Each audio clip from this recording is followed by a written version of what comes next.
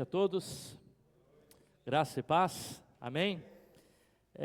Queridos, vamos dar continuidade à nossa reflexão, né, a palavra de Deus, ao nosso culto a Deus. A gente já cultuou aqui de diversas formas, cultuou com os nossos dízimos, com as nossas ofertas, com o louvor, né, que a gente colocou diante de Deus, e agora é tempo da gente parar um pouco, escutar a palavra de Deus, escutar aquilo que Deus tem para falar aos nossos corações por meio da palavra dEle.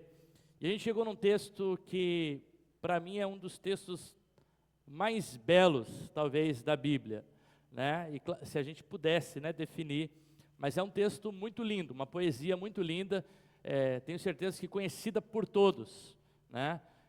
Que é 1 Coríntios 13, onde a gente fala da definição do amor em si. A gente está caminhando semana a semana no livro de Coríntios, já estamos aí há alguns meses trabalhando a carta de Coríntios, né? Tenho certeza que quando a gente chegar no final de 1 Coríntios, a gente já vai estar craque aqui em 1 Coríntios, né? E a gente está no capítulo 13, caminhando já para quase o final de 1 Coríntios.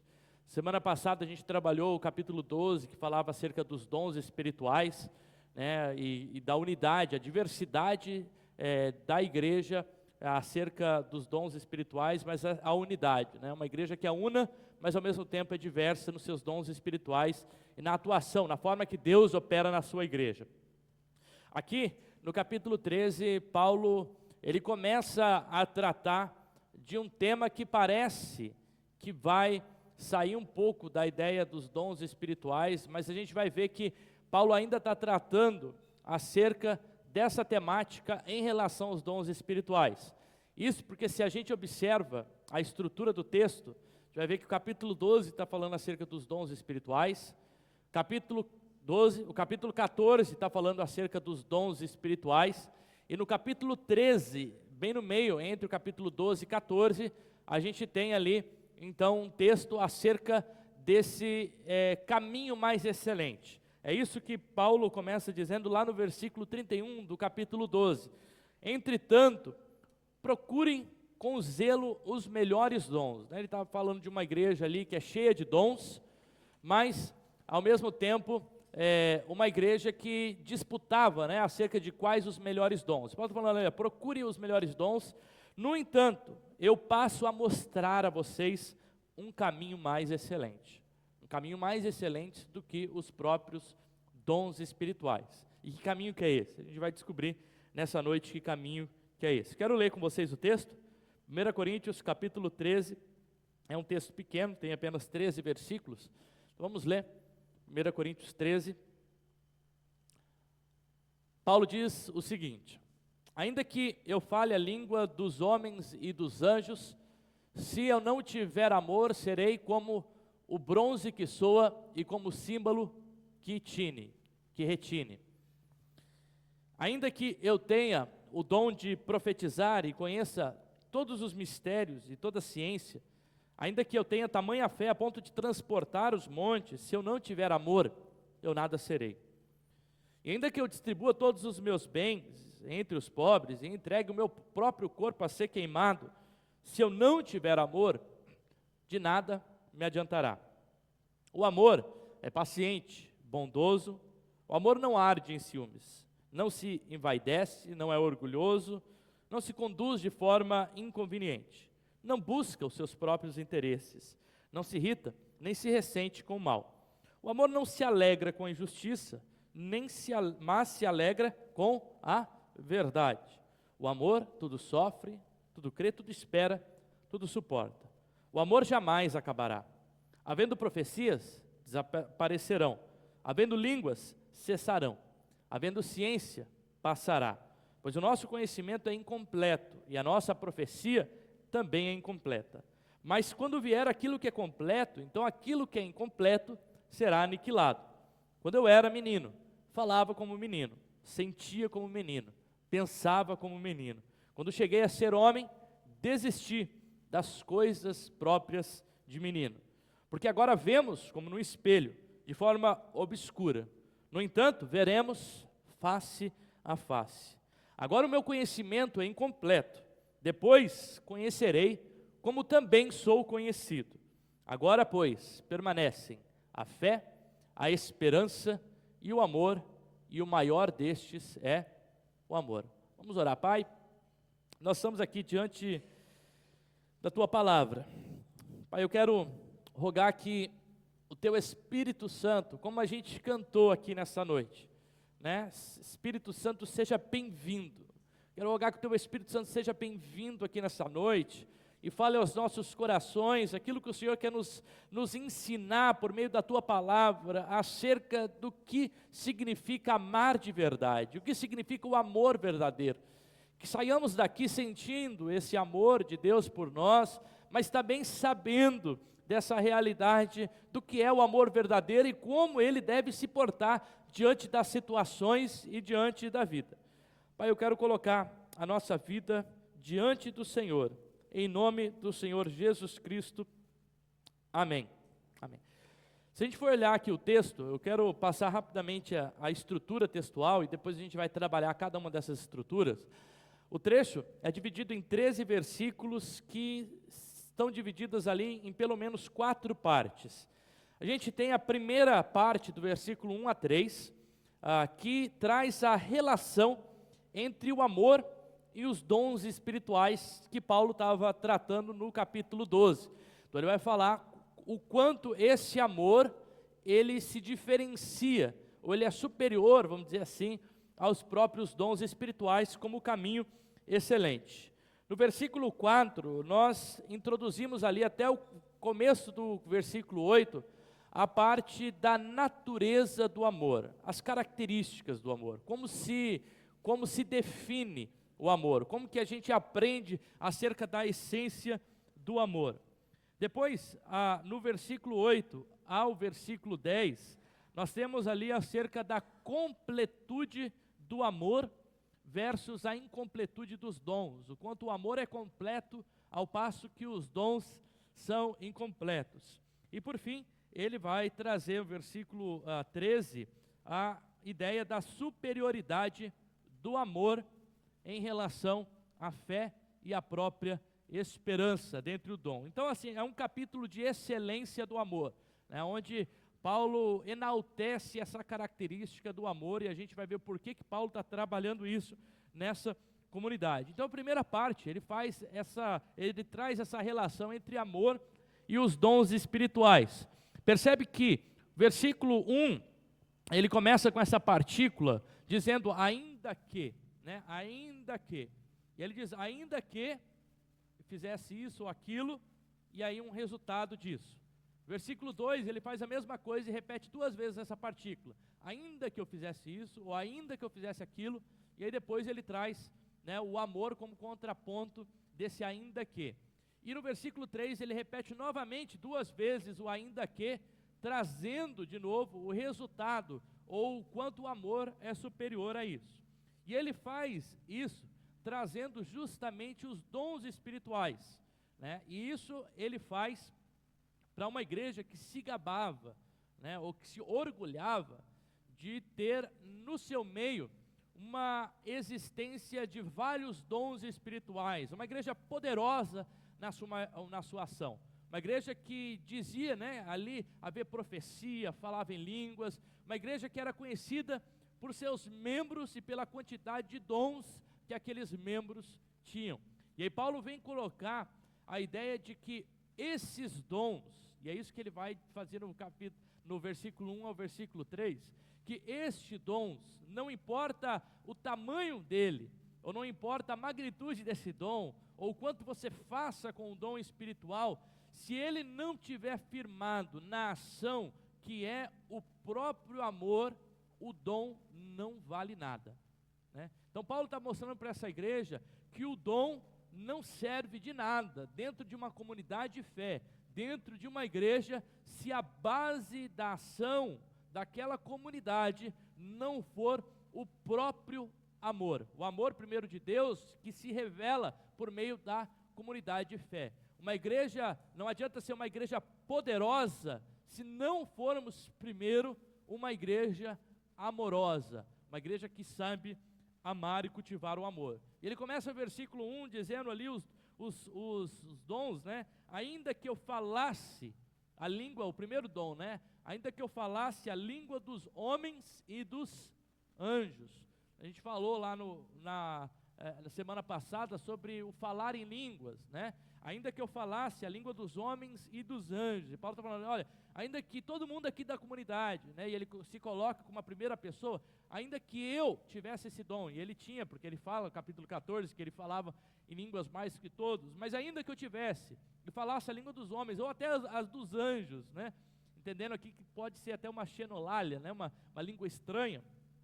Se eu não tiver o amor, olha aqui, serei como o bronze que soa ou o símbolo que retine.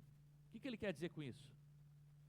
Que o dom da falar em língua sem o amor é produzir som. Só isso. Né? Como o bronze que soa ou o símbolo que retine. Paulo destaca justamente que as línguas, quando elas não têm na sua base, ou dom de falar em língua, o amor é simplesmente eco, reverberação, som que se retine, mas que não tem valor nenhum. Ou seja, uma comunidade que tem uma ação poderosa, mas não tem uma ação amorosa, Paulo diz que é como barulho, né? A gente faz barulho, só está fazendo barulho, mas aquele barulho não serve de nada. Versículo 2, ele diz ali o segundo dom, ainda que eu tenha o dom de profetizar e conheça todos os mistérios e toda a ciência. Então ele trabalha ali mais dois dons, né? O dom da profecia e o dom do conhecimento da ciência. E aí ele diz o quarto dom, ainda que eu tenha tamanha fé, a ponto de transportar os montes. 3 dons, profetizar, dom do conhecimento e o dom da fé. Ainda que eu tenha esses dons, se eu não tiver amor, eu nada serei. Então não apenas eu sou como um som vazio, mas eu também não serei nada se eu não tiver o amor como base desses dons. Eu achei uma fala interessante de John Wesley, que ele diz, cuidado para não ser engolido pelos livros. Uma grama de amor vale muito mais do que 1 quilo de conhecimento, né? E isso é a verdade bíblica sendo exposta, né? O amor deve pautar a nossa ação. Qualquer conhecimento que é um conhecimento sem amor, é um conhecimento frio, é um conhecimento para a morte. Como diz a palavra de Deus, a letra mata, mas é a letra sem o amor, a letra sem o espírito, a letra sem você estar pautado numa ação verdadeira, essa letra mata. Qualquer dom que é ministrado, ou que é atuado, sem ter a base e o amor, é na verdade dom para elucubração, ou para um aumento, né, do eu, e não para a glorificação de Deus, e não para a edificação da igreja. Né? Quando a gente faz algo sem amor, eu estou fazendo simplesmente por fazer, para mostrar os meus dons. Agora, quando a gente pauta no amor, eu reconheço que o próprio Deus é amor, como diz 1 João, é a característica do próprio Deus.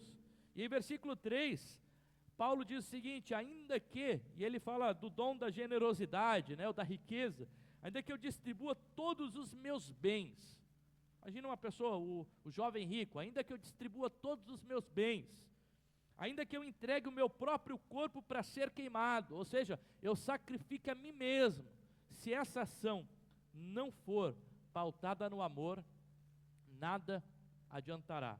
Então Paulo deixa claro aqui que o dom sem o amor é vazio, é inócuo, não adianta de nada, não vale a pena e é uma ação morta, é uma ação que não agrada a Deus, que não edifica a igreja e que não glorifica quem Deus é. Isso porque o amor, quando a gente vai olhar para as Escrituras, é primeiro a própria definição de Deus, né? A Bíblia fala sobre várias características de Deus, mas uma das únicas, vamos dizer assim, descrição direta acerca daquilo que Deus é o amor. 1 João 4,16 diz, porque Deus é o amor, Deus é amor, sabe? Deus é amor, é a essência de Deus, Deus é o próprio amor.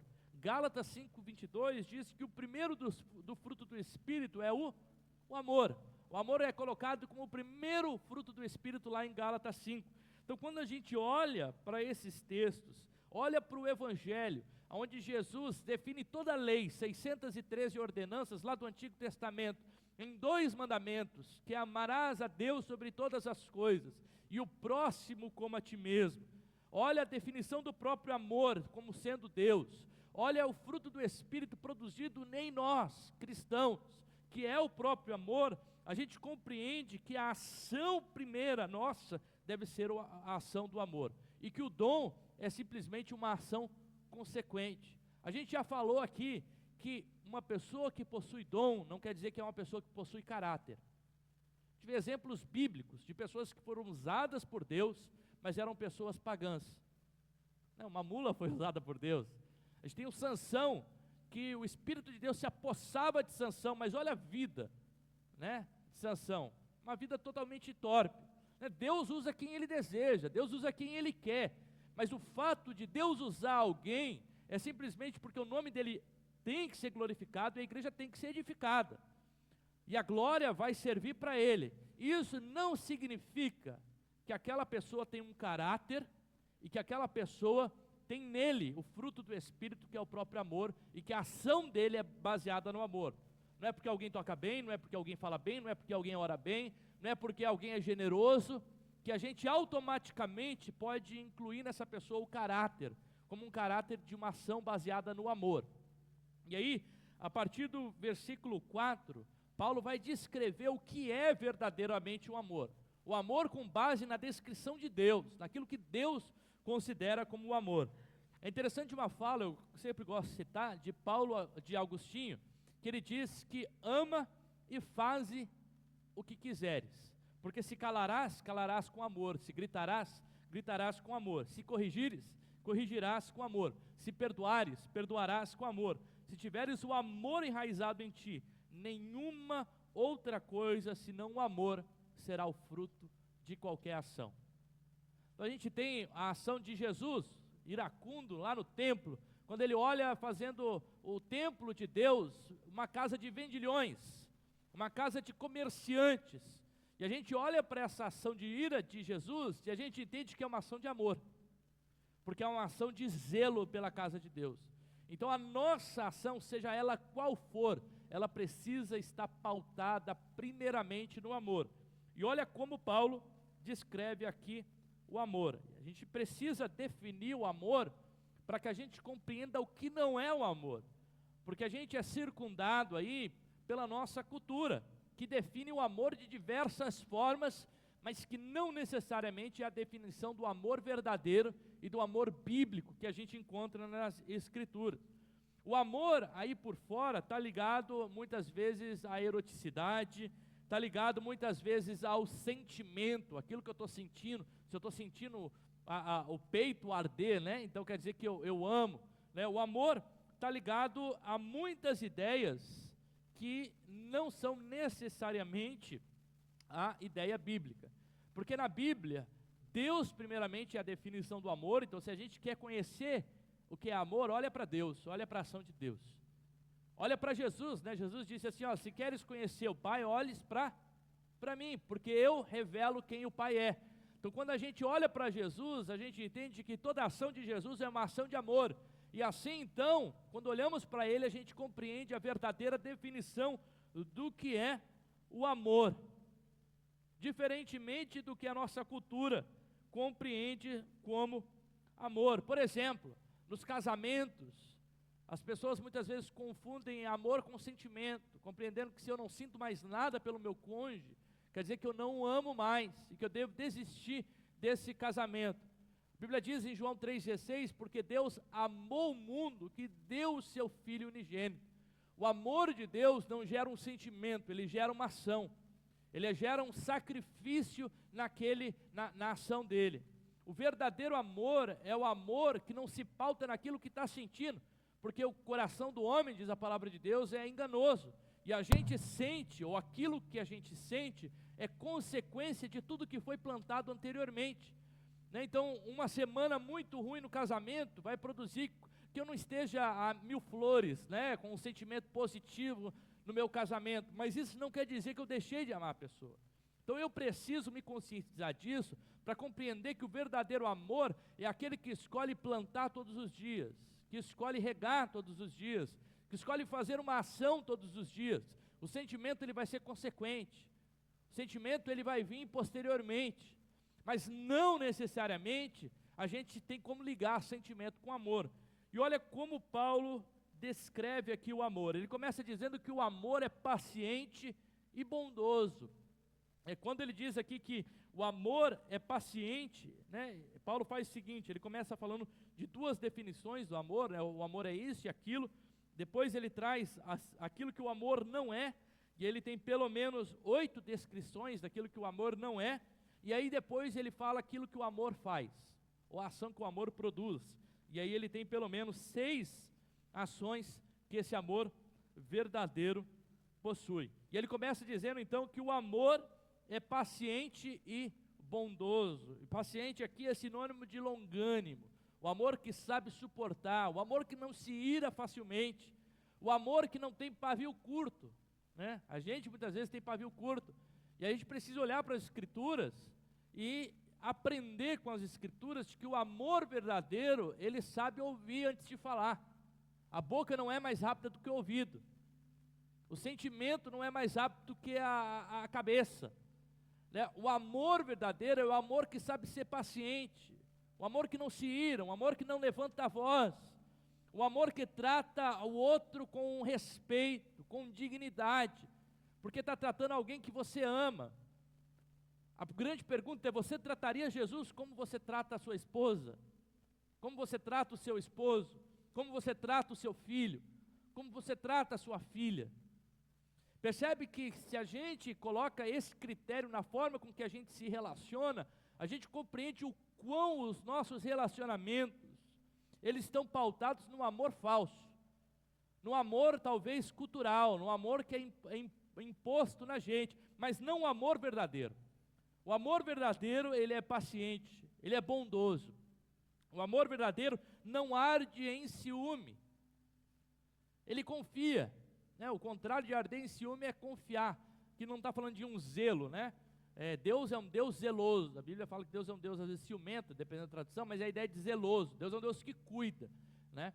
Mas quando diz que o amor não arde em ciúme, né, ele já fala do arder aqui, ou seja, a pessoa que é extremamente, que não tem confiança. E eu entendo que talvez alguns de nós passamos por situações da nossa vida que fez com que a gente não conseguisse mais confiar nas pessoas. Talvez algum namorado te traiu, algum esposa, relacionamento que você teve traição, talvez algum amigo próximo te traiu, alguém da tua família te traiu, e aí você não consegue mais depositar a verdadeira confiança nos seus relacionamentos. Só que o amor verdadeiro, que se pauta nas Escrituras, ele se entrega, ele confia, ele confia porque ele sabe que o amor ele deve se entregar, e quando a gente se entrega, a gente sofre, mas o amor tudo sofre, né? É o que a Bíblia diz. Quando a gente se entrega, só quem se entrega ama verdadeiramente. Então por isso, quando a gente diz que o amor verdadeiro não arde em ciúme, a gente compreende que o amor verdadeiro ele precisa aprender a confiar. Confiar em Deus, confiar no seu cônjuge, confiar na sua esposa. Se teve motivo de desconfiança, se teve uma quebra de confiança no relacionamento, isso é preciso ser tratado. Isso é preciso ser cuidado. Vocês precisam orar sobre isso. Vocês precisam tratar essas questões dentro do relacionamento de vocês. Mas não dá para viver ardendo em ciúme. Não dá para viver com desconfiança. Não dá para a pessoa sair de casa e querer saber que hora que ela saiu, que hora que vai chegar, por que não está atendendo o telefone, por que não está respondendo a mensagem, por que está agindo assim. Porque esse tipo de amor, de desconfiança, a Bíblia diz que não é um amor verdadeiro. Porque o amor verdadeiro, ele não arde de ciúme, ele sabe confiar. Mas a gente tem medo de confiar, porque a gente tem medo de se quebrar. A gente tem medo de se magoar, a gente tem medo de se machucar. E aí a gente não consegue amar verdadeiramente. E com certeza, né, ninguém, com exceção de Jesus, que viveu sobre essa terra, enquanto a gente estiver aqui, antes de morrer, vai conseguir viver esse amor do jeito que está aqui. Mas isso não quer dizer que a gente deve procurar cada dia compreender o que Deus define como amor e o que tem me impedido de amar de verdade.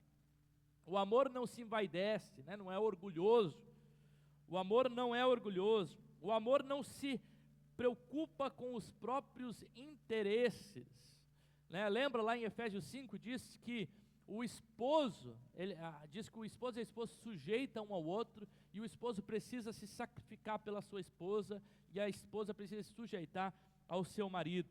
Ou seja, tanto lá em Efésios 5 o esposo quanto a esposa, a ação de amor deles é uma ação de reciprocidade, é uma ação de alteridade, é uma ação de se entregar para o outro, de se sacrificar pelo outro, de se sujeitar pelo outro, né? Muitas vezes nós entramos nos nossos relacionamentos, e seja ele com Deus ou com as pessoas, querendo que os nossos interesses sejam satisfeitos. E a gente se frustra porque a gente coloca as nossas expectativas, a forma com que a gente entende que aquele relacionamento deve ser. Só que o verdadeiro amor não busca o próprio interesse, busca o interesse do outro. E olha que casamento feliz, quando o esposo busca o interesse da esposa e reciprocidade, não saiu a palavra, né? Em reciprocidade, a esposa também busca o interesse do esposo. E quando os dois, nessa mutualidade, né, amam verdadeiramente um ao outro, aí você consegue ver a definição do que é o verdadeiro amor. Um busca o interesse do outro. O amor verdadeiro não se irrita facilmente.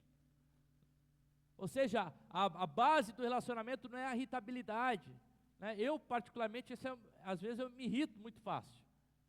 É tanta coisa, às vezes, que a gente tem na cabeça, que às vezes a gente se irrita muito fácil.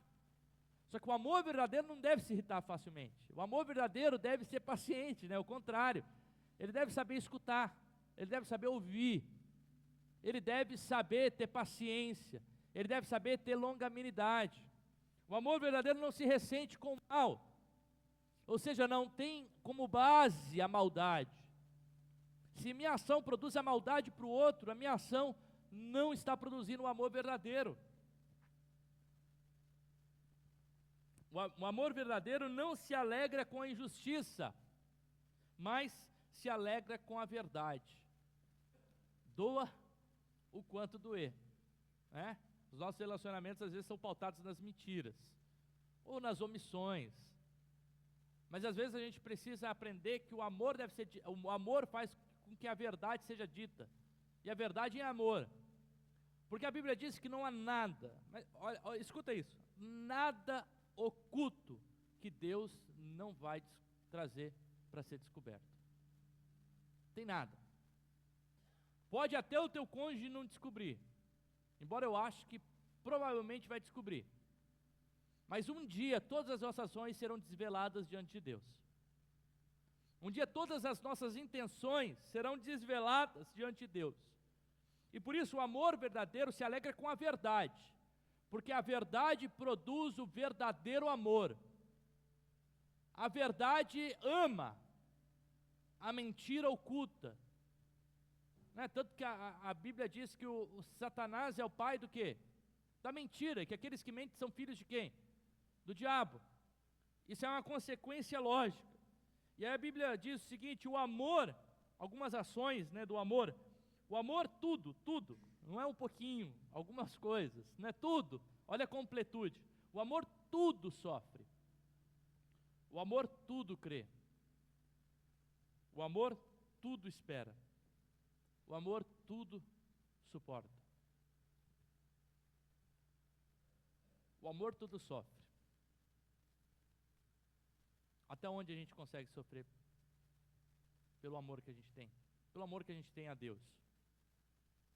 Qual o limite do sofrimento? Até onde você chegaria com o seu amor? Até onde você chegaria com o seu amor pela sua esposa, pelo seu esposo, pela sua filha, pelo seu filho? A Bíblia diz que o amor verdadeiro tudo sofre. E a gente tem relatos e mais relatos e mais relatos na história de pessoas que foram até a última pena, que é a pena capital, até a morte, por conta de Cristo. A gente, às vezes, nem passar vergonha a gente quer passar por conta de Cristo, né? A gente prefere ser um camaleão, às vezes em ambientes que a gente se encontra, né? Fazendo com que as pessoas, às vezes, nem saibam o que a gente crê, o que a gente acredita. Por quê? Porque eu quero me encaixar, eu não quero sofrer, não quero ser zoado, eu não quero ser bulinado, né, a palavra, não quero ser bulinado por aquilo que eu creio, pelo amor que eu tenho a Deus. Mas a Bíblia diz que o amor tudo sofre, o amor tudo crê. E às vezes é difícil de crer contra a esperança, contra a própria crença, contra a própria razão, contra as coisas que dizem o contrário daquilo que a gente quer crer. Percebe que eu não vejo para crer, eu creio para que eu possa enxergar. Eu creio para que eu possa visualizar. Tem gente que quer ver as coisas, e às vezes a gente não vai ver tudo na vida. Às vezes a gente não vai ter todas as respostas. Às vezes nem todo sofrimento vai ser explicado. Às vezes nem toda doença vai gerar vida. Às vezes o fim não é do jeito que a gente deseja. Mas a Bíblia diz que mesmo assim, o amor tudo crê. Ele continua crendo contra a esperança. Um dos sábados aqui no nosso estudo, a gente diz que a gente pode até questionar algumas questões da nossa fé, mas a gente nunca pode duvidar de Deus. Duvidar da natureza de Deus, de quem Deus é. Porque o amor verdadeiro, ele tudo crê. O amor verdadeiro tudo espera, ele sabe esperar, ele é paciente. O amor verdadeiro não se antecipa, não é apressado. Diz que o apressado come cru, né? Às vezes a nossa precipitação, né? E eu gosto dessa palavra precipitação, porque o cognato da palavra de precipitação é precipício. A pessoa que se precipita é a pessoa que se antecipa para cair no precipício. A precipitação faz com que a gente fale o que não quer, que a gente age da maneira que a gente não deseja, e depois se arrepende. Quando se arrepende. A precipitação faz com que pessoas que a gente ama se magoem. Provérbios diz que uma palavra, existem algumas coisas que não voltam atrás, e uma delas é a palavra lançada. Aquilo que a gente fala. Né? Tiago diz que é um pequeno órgão que inflama todo um corpo, tem a capacidade de produzir vida ou produzir morte. A precipitação pode nos levar para caminhos de vida ou para caminhos de morte, na verdade, né? A precipitação não leva para caminho de vida, né? Mas o amor verdadeiro leva para o caminho de vida. Às vezes a cabeça aqui dá um bug aqui, né? Aí diz que o amor nem só tudo espera, mas ele tudo suporta, né? E por fim o amor jamais acaba, jamais acaba. Né? E o quanto o nosso amor é tão volúvel hoje, né? Ele acaba tão fácil, né? Se a gente pegar a estatística de 1 a cada 2 casamentos termina em divórcio, ou a pessoa nunca amou de verdade, não compreendeu o que é amor, ou o nosso amor é muito assim, né? O nosso amor é tão volúvel que nas redes sociais a pessoa ela está a um clique de ser nosso amigo ou não. A um clique. Se me irritou, eu dou um bloco nela. Bloqueio a pessoa, não quero mais saber dela, não convivo com ela, né? É muito fácil de eu seguir ou de seguir alguém. Tem gente que no mesmo dia segue e dessegue as pessoas um monte de vezes. Né? Às vezes segue por curiosidade para ver o que a pessoa está fazendo, às vezes ama até que. Né? A Bíblia diz que o amor, ele jamais acaba. Mas a Bíblia já nos alerta, né? Lá em Mateus, de que no fim dos tempos o amor de quase todos se esfriaria. Por isso a gente precisa, como igreja, compreender o que é o verdadeiro amor. A gente não pode estar nessa estatística do amor que se esfria, do amor que é sentimento, do amor que é paixão que arde no peito, o amor que é confundido com eroticidade, o amor que é confundido com paixão, o amor que é confundido com benefício próprio, o amor que é confundido pela autorrealização. Nada disso. Né? As Escrituras, aqui a Bíblia nos deixa claro que Deus é o amor, que a gente olha para Jesus e Ele nos revela o que é o verdadeiro amor.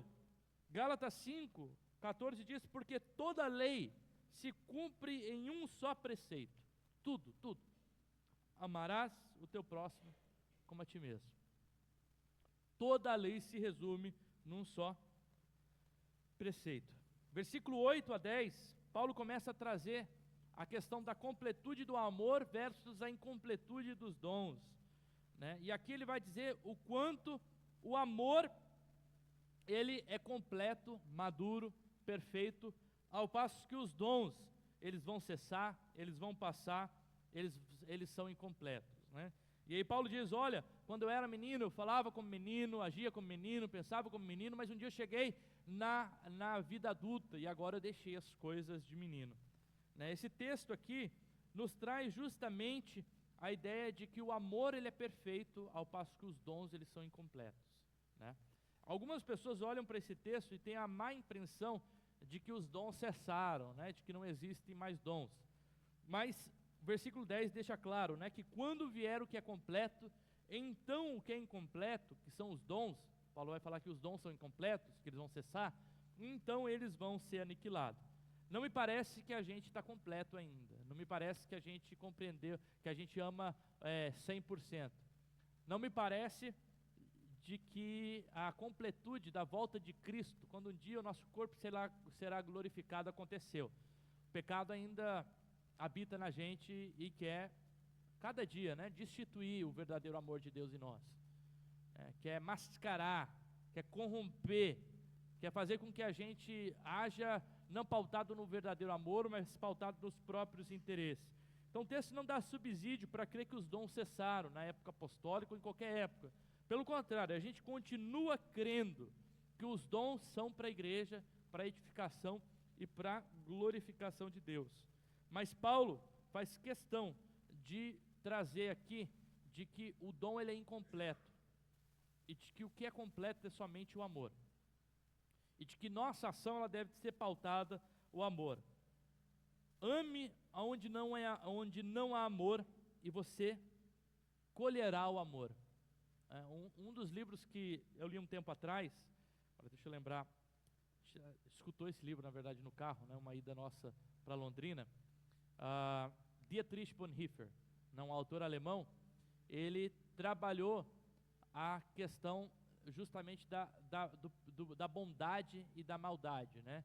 E ele traz no seu livro quantas vezes alguém age com maldade na gente, às vezes a nossa ação, a reação é de maldade. E aí o que a gente faz? A gente cria um ciclo de maldade, fazendo com que cada vez a maldade cresça mais, né? Ela vai criando, como a gente diz, aquela bola, né, de neve, que vai descendo o penhasco e vai só aumentando de tamanho, porque é maldade em cima de maldade, né? Como dizia a lei, né? Se o teu inimigo fazer alguma coisa, tu deve tratar o seu inimigo com a mesma, olho por olho, dente por dente. Mas quando a gente entende as escrituras que diz que a gente deve amar e orar até pelos nossos inimigos, né? Dietrich Bonhoeffer diz que a nossa ação de amor, em resposta a uma ação da maldade, aniquila a maldade. Faz com que a gente plante o amor, e aquele ciclo de maldade, ele se rompe ali, porque a gente reage da forma com que as escrituras esperam que a gente reaja, que é o amor. E por fim, para finalizar, já pedi para o louvor se colocar. Não, a gente tem apresentação antes, né? Se puder alguém já lá chamar as crianças, a gente tem uma apresentação das crianças hoje. Então, por fim, o versículo 13, Paulo nos diz aqui acerca da superioridade do amor em relação à fé e à esperança. Paulo gosta dessa tríade, né? Fé, esperança e amor. A gente encontra essa tríade em 1 Tessalonicenses 1:3, Colossenses 1:4, 5, Efésios 1:15 a 18, onde Paulo coloca sempre essa tríade como uma tríade de virtude cristã: fé, esperança e o amor. E aqui Paulo faz questão de dizer que aonde a fé, a esperança e o amor, o maior desses é o amor, porque o amor é o único que vai restar. Qual é a finalidade da fé quando a gente estiver na glória? A fé, ela é para agora. A gente não precisa ter fé nos céus. A gente vai estar com Deus face a face, né? Não precisa ter fé. Esperança, esperança. Hoje a gente nutre a esperança de que Cristo vai voltar, a esperança do nosso Redentor, a esperança da redenção do corpo glorificado. Mas quando a gente chegar no céu, qual a função da esperança? Agora o amor. O amor é eterno, né? Porque Deus nos ensina a amar aqui, e a nossa relação nos céus será uma relação eterna de amor a Deus e de amor uns aos outros. E por isso o amor, ele é superior, porque o amor é o único que vai restar. Os dons vão cessar. Não vai ter a necessidade de falar em outras línguas, não vai ter a necessidade de interpretar outras línguas, não vai ter a necessidade de dom de milagre, já que ninguém vai ter doença, né? Todos esses dons que são para o agora, para glorificação, para edificação, realmente vão cessar. A única coisa que vai restar verdadeiramente é o amor, e por isso a gente precisa aprender a importância do amor nos nossos relacionamentos. E não importa o tamanho do teu dom, se você não tem amor. As pessoas que têm dom, mas não têm amor, e não têm amor por Deus, vão ouvir aquilo que a Bíblia diz: aparta de mim, porque eu não conheço vocês. Não é isso que a Bíblia diz? Que as pessoas vão dizer: mas eu profetizei no teu nome, eu ensinei no teu nome, eu fiz isso no teu nome, ou seja, eu tinha dom, eu fui chamado, mas aparte de mim, porque você nunca me conheceu. O dom verdadeiro, ele se pauta no amor. Eu quero finalizar lendo uma poesia aqui do Charles Spurgeon, né, que foi um pregador aí, chamado Príncipe dos Pregadores. Eu quero finalizar lendo uma poesia dele, aonde diz o seguinte: lembramo-nos do teu amor a Jesus, como nos foi manifestado na tua vida santa, desde a manjedoura de Belém até o jardim do Getsêmani. Nós o rastreamos do berço ao túmulo, pois cada palavra e cada ação foi por amor. Especialmente, Jesus, nos lembramos do teu amor por nós naquela cruz. Olhamos para ti com as mãos e os pés pregados no madeiro amaldiçoado. Nós nos lembramos do seu amor, que manifestastes nas tuas pobres mãos, pés e flancos sangrando. Nos lembramos do amor até que ele nos revigore e nos anime. O amor que exerceu desde a sua morte, o amor da sua ressurreição, o amor que nos leva continuamente a interceder ao trono do Pai. Aquela lâmpada que é ardente de amor, que nunca permitirá que cales, até que todos os teus escolhidos estejam bem acomodados. Em Sião glorificada e a Jerusalém espiritual esteja assentado nos teus fundamentos eternos, no teu amor. Né? Que Deus faça, né, que a gente, por meio da palavra dele, a gente se lembre do amor de Deus, como diz aqui Charles Spurgeon, né? Olhe para Cristo. Olhando para Cristo, a gente vai compreender o que é o verdadeiro amor. E aí o reflexo natural deve acontecer, ou deveria acontecer, nos nossos relacionamentos matrimoniais, no nosso namoro, nas nossas amizades, nos nossos colegas, né? Não importa se as pessoas te tratam com desamor, né? A reação não deve ser o desamor, a reação deve ser o amor, porque a pauta nossa é a pauta que ama as pessoas, independentemente de qualquer coisa, e ama a Deus acima de todas as coisas. Eu quero orar para que Deus nos ajude, né, a realmente ter esse amor de Deus em nós. Pai, quero colocar a tua igreja diante do Senhor, quero pedir que o Senhor possa, nessa noite, que nós possamos compreender, Pai, a tua palavra, compreender que é o teu amor que nos constrange. Nos ajuda, Pai, nos ajuda a amar quando somos odiados, nos ajuda a compreender que o amor tudo sofre, tudo espera, tudo crê, tudo suporta, que Ele é paciente, que Ele é bondoso, que não se ira facilmente, que o amor não se ensoberbece, que o amor não procura os próprios prazeres, que o amor verdadeiro, Deus, é o amor que olha para Cristo. Deus, ainda não chegamos lá, ainda não amamos como deveríamos amar, ainda não agimos como deveríamos agir. Somos incompletos, somos crianças, somos imperfeitos. Nos ajude, Pai, a compreender a Tua completude, para que a cada dia a gente busque no Senhor esse amor verdadeiro que só o Senhor pode nos dar. É essa a minha oração, no nome do Senhor Jesus Cristo. Amém.